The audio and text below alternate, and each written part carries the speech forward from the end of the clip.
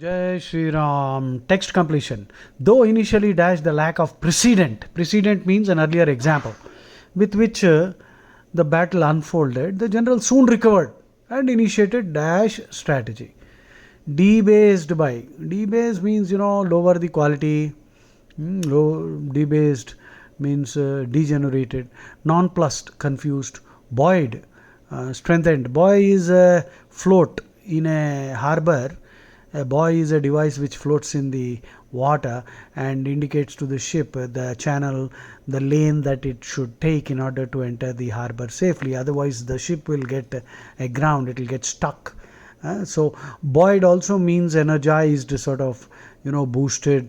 If you are feeling buoyed, that means you are feeling energized. You are feeling more confident and all that. Blank 2. Shrewd means very clever. Ingenuous is very naive.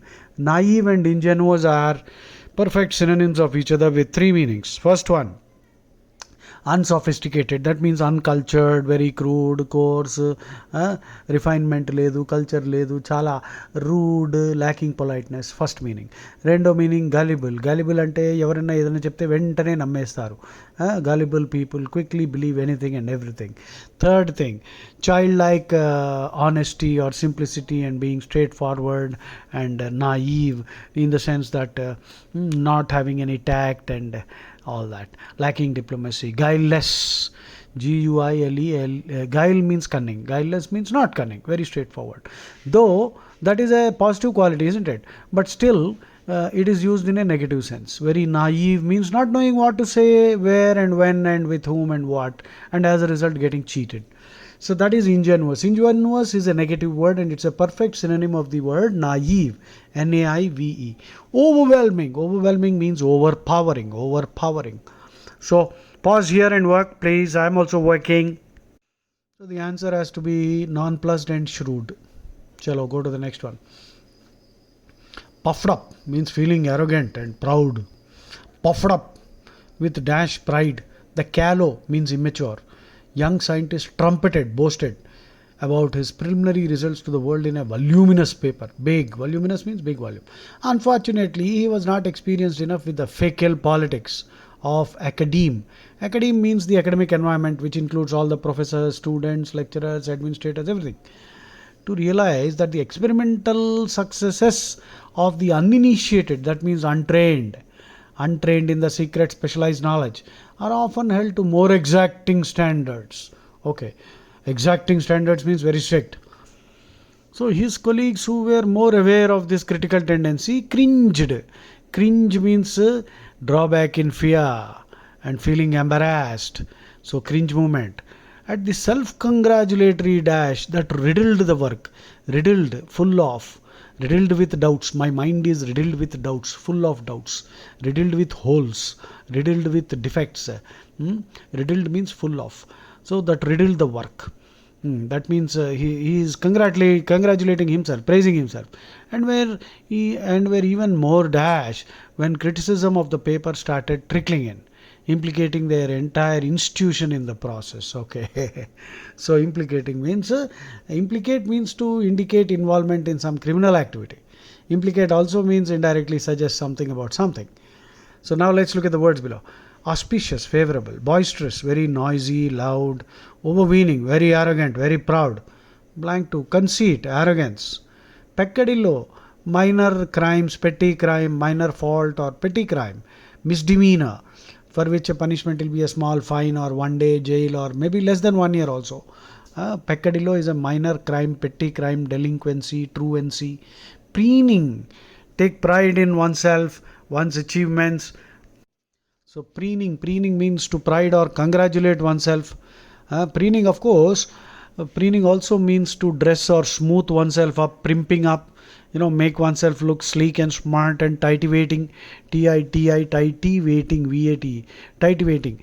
The mnemonic can be you are waiting for an interview call, you are sitting in the foyer lobby and you are tightening your tie and you are waiting, tighty-waiting. That means, giving final touches to one's appearance and all that.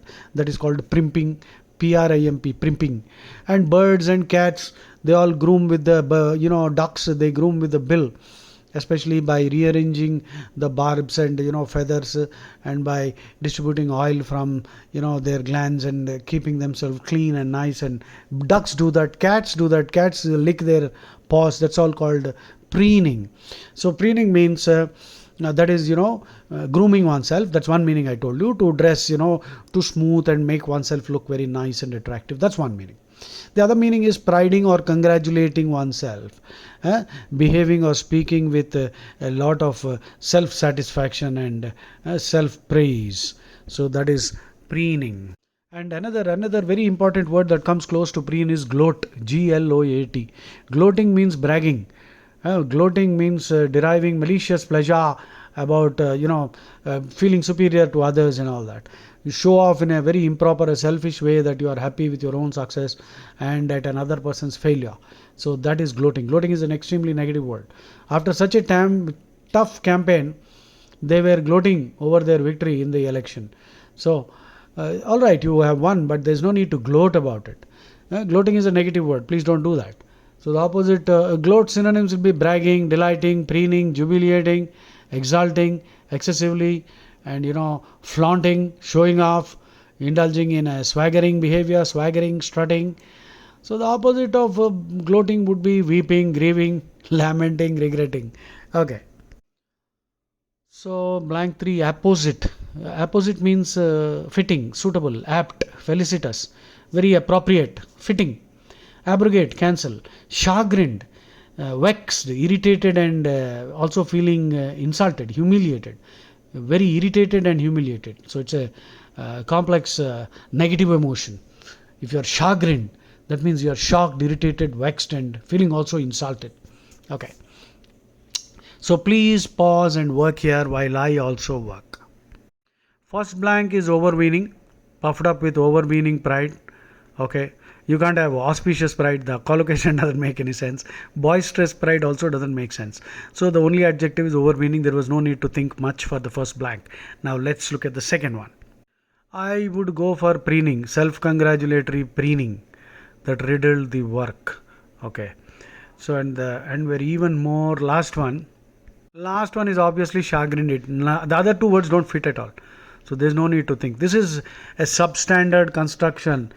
ETS is the company that conducts, it is a private company that conducts the GRE tests. The constructions of ETS are or will be much more tougher than this. This is substandard. Okay, let's go on to the next one. Sixth, the assertion. The assertion means a public statement that people who receive slightly higher doses of background radiation than the national average are less dash harm than those who do not. Is based on the assumption that this background radiation has dash effect. However, no reliable studies have been conducted to support the notion. Vague idea, baseless idea, that these low levels of background radiation dash. In fact, most studies have indicated that every additional increase in dosage brings a corresponding increase in the chances of cell damage. Okay. Susceptible, vulnerable, weak, exposed to danger. Blank 2, salubrious, good for health. Blank 3, acting as a tonic. Tonic means something that improves health. Okay, all the other phrases are very simple. Please pause and work while I too work. So I think the first blank should be susceptible to, or less susceptible to harm. Okay. Second blank, however, second blank, then those who do not is based on the that this background has, okay, it has a salubrious effect. They are thinking that it has a salubrious effect. Obviously, because the contrast, it has to, however, no reliable studies. So the last blank should be, last blank should be act as a tonic. So it doesn't act. There's no evidence to show that this actually has the effect of a tonic. Now, okay, let's go back to the fifth one because it was bothering me. You see, for blank 2, actually 2 words seem to be fitting: conceits and preening. This is a bad construction, substandard construction. Now, conceits also would mean, is being used in a noun form. Conceit is thinking too much of oneself. So, preening is also behaving in or, indulging in self-praise. So, actually, both of them seem to be fitting. So, that's the reason I told you this is a substandard one. So, which one will fit better is probably the question. Self-congratulatory preening is looking okay. Self-congratulatory conceits is also looking. Conceit is more negative. So okay, we will shift to conceits. Conceits means yeah, unduly high opinion of oneself. So that is I think more negative. Therefore, we will go for that. And chagrined is like I told you, vexed, humiliated, and dismayed, and shocked, and all that. Okay, I think that's good enough. I think you have understood. If you still have any difficulty, please feel free to mention that in the comment section, and I'll be very glad to give some more clarification.